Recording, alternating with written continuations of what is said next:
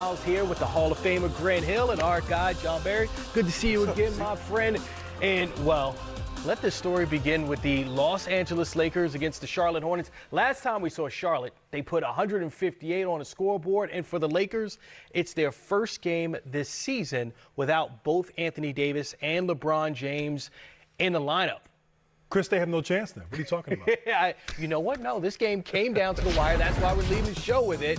So there's LeBron, knee soreness, and then Anthony Davis had a wrist injury. But ball the Bridges, so ridiculous. Ooh. And the funniest part of that is Miles Bridges was like, my bad, I didn't know you were going to throw that back up to me. I would have thrown it down. No problem here for Bridges. This time he does it himself. Would love to see him in a slam dunk contest. Then LaMelo Ball. This is a funky play. He gets it back and then puts the skills on display. All-star? Maybe? Well, Michael Jordan. There's one. He's chilling. He enjoys it. His team up by 16 at the half, and then Bridges continues to be ridiculous. 26, 8, and 6 for Miles Bridges. Russell Westbrook had just 5 points in the first half. Takes over in the third quarter. Lakers outscored the Hornets by 16 in the quarter. This is the Westbrook that everybody's been waiting for, John. Well, he's going to be able to do that when Anthony Davis and LeBron are not playing. Can he incorporate himself when those two guys are out there? That's the big question. That's the question. Well, he had a lot of answers. 16 points in the fourth quarter, 30 in the second half. Michael Jordan can't believe it. He's like, who is this guy? Nailing threes. But here's the thing, down by 2. Grant, what do you think of this shot? I mean, you can always second guess. I would have liked in that situation, attack, get downhill, you got Bridges on you, possibly get to the free throw line. I know he'd hit a couple threes earlier, but in that situation, get to the hole, young man. Miles Bridges once again leading the Hornets in scoring. And, well, that's why we talked to him after the game. Miles, what made that game so difficult to close out? Russell Westbrook. I mean, he gets all the hate in the world, but you got to praise the man. You know, he's an MVP in this league, made the finals. He's a great player, man. All the hate he get, I don't get it. But, yeah, Russell Westbrook, he did a great job.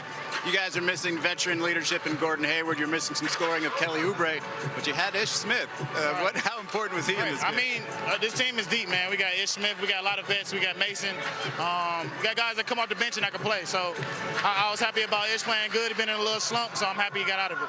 Miles, you got a tech for apparently telling a Laker he was too small, and I think Russell tried to tell you he did to rock the baby, not the too small. Yeah. Can you tell us what happened there? Yeah, they gave me a check. Hopefully I can get my money back.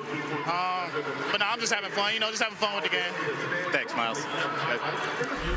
So the Lakers have now lost 7 of their last 10. But, Grant, you heard Miles Bridges, the young player, saying, hey, throw some respect on the veteran's name for the way Russell Westbrook played and had Michael Jordan making possibly a second cry face there in the second half. No question. I mean, incredible performance, and at times this year has been the scapegoat for, unfortunately, for the Lakers' problems. Right here in transition, he thrives, gets down the floor before the defense can get set, loves that open floor game, and really kind of single-handedly got this team back into the game with athletic plays, getting to the rim, attacking, and now you see the ball go through the hoop a little bit. Well, no, you keep attacking because you're having success.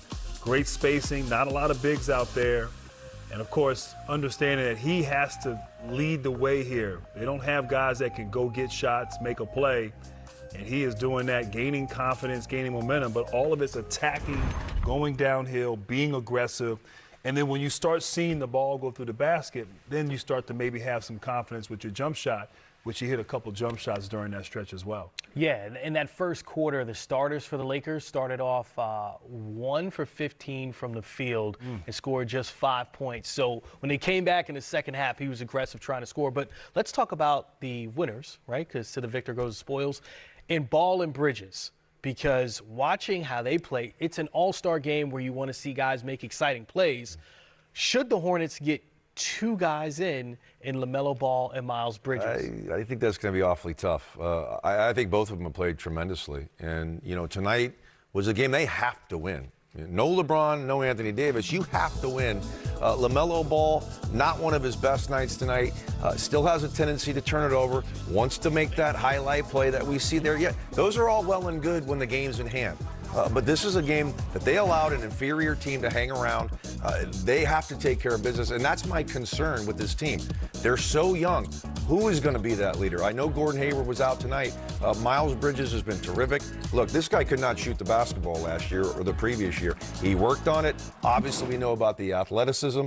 He's tremendous. We do want to see him in the dunk contest. As long as he doesn't talk to Aaron Gordon, we have a chance for him to possibly do that.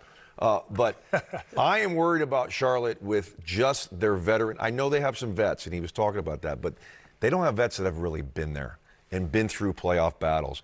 That is my concern with this Charlotte team. Like a game tonight, you got to put a team like the LA Lakers away. It was a 15-point lead in the first 6 minutes, and they let the team hang around. They have to learn how to put teams away, how to play a little more solid, don't turn the basketball over, get quality shots on each possession, and they have to be better defensively, quite honestly. They love to push it.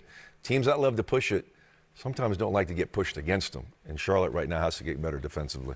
Controlling a game, that sounds like something that Chris Paul does for the best roll parachute bring to you Charles Barkley's Guarantee. And it is all presented by FanDuel Sportsbook. Chuck, I'm happy to see you. Congratulations to your Auburn Tigers. Number one for the first time. I don't want no backhanded compliment from you. What you talking about? This is sincere. You got a smile on your face like I didn't do good last week. Well, you actually did well. You were over 500. You were 6-5, still under 500 for the season, but you did well last week. Okay, well, thank you for the compliment. The number one ranked Auburn Tigers. All right, let's move on to NBA basketball. Yes. You have the Nets, you have the Warriors on Saturday night, primetime matchup. Steph, Kyrie. Well, you're shaking your head already. Why are you shaking your head, Chuck? No, because I can't wait to watch the game. Oh, well, why the negatives? No, I was so excited. That's how you show you're excited? Yes, because it's going to be 4 electric guards. Cannot wait to watch the game. With that said, Warriors.